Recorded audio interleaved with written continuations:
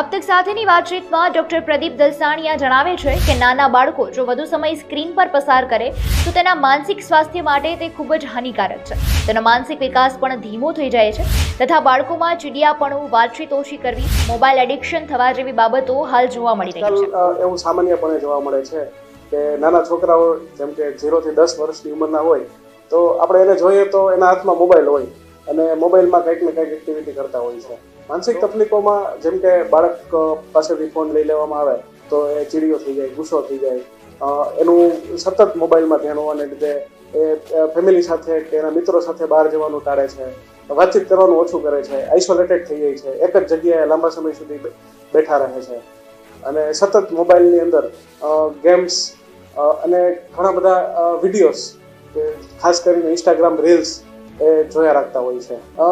એ પાછળનું કારણ મગજની અંદર ડોપામાઇન નામનું એક રસાયણ હોય છે.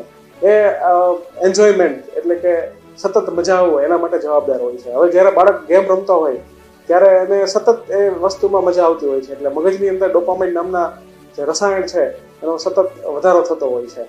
એટલે એ પ્લેઝર એક્ટિવિટી માટે સતત ને સતત ગેમ્સ અથવા મોબાઈલની રીલ્સ જોયા રાખતા હોય છે. આ ઉપરાંત એના અભ્યાસમાં ધ્યાન ઓછું રહે છે એટલે કે એનું એકેડેમિક પરફોર્મન્સ છે ધીમે ધીમે ઓછું થતું જતું હોય છે. આપણે બાળકોને ફોન તો આપી દેતા હોઈએ છીએ પણ આપણે ફોનમાં શું જોવું એ આપણે એને શીખવતા નથી હોતા.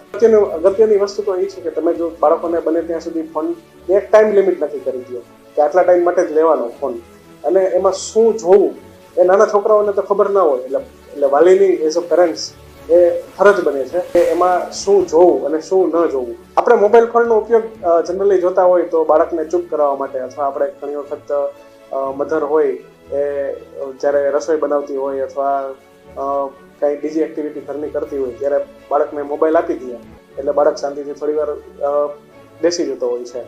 એટલે એવી રીતે ધીમે ધીમે આપણે જ એને મોબાઈલ ફોન સામેથી આપી દેતા હોય છે. એવું ખરેખર ન કરવું જોઈએ. એટલે શું કે બાળકને ખબર પડી જાય કે હું રડીશ ને તો મને પપ્પા કે મમ્મી ફોન આપશે એટલે બાળકને જ્યારે ફોન જોતો હોય ને ત્યારે રડવા મળે છે અને એને ચૂપ કરવા માટે આપણે મોબાઈલ ફોન આપી દેતા હોય છે.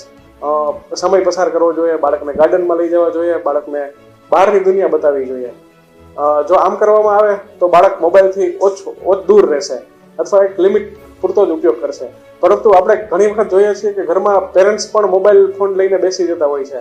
બાળક એવું છે કે જે જોવે એ કરે છે એટલે જો બાળક તેના પેરેન્ટ્સ પણ મોબાઈલ ફોનમાં આખો દિવસ પડ્યા રહીએ તો બાળક એ જ જોઈએ અને એ પણ એનું અનુકરણ કરતો હોય છે. એટલે એઝ અ પેરેન્ટ્સ આપણી પણ એ ફરજ બને છે કે આપણે ઘરે હોય ત્યારે બને ત્યાં સુધી ફોનનો જરૂર પૂરતો જ ઉપયોગ કરીએ તો જ આપણા બાળકો એ આપણામાંથી શીખશે.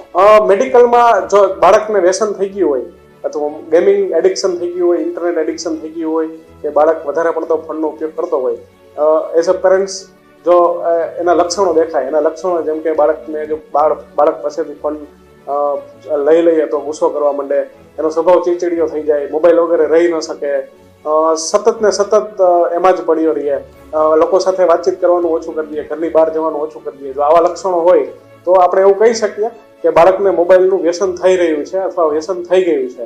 તો આવી સિચ્યુએશનમાં એઝ અ પેરેન્ટ્સ સાયકોલોજિસ્ટ અથવા સાયકાટ્રિસ્ટ ડોક્ટર પાસે જઈ અને કાઉન્સેલિંગ કરવું જોઈએ. એ ખૂબ અગત્યનું છે.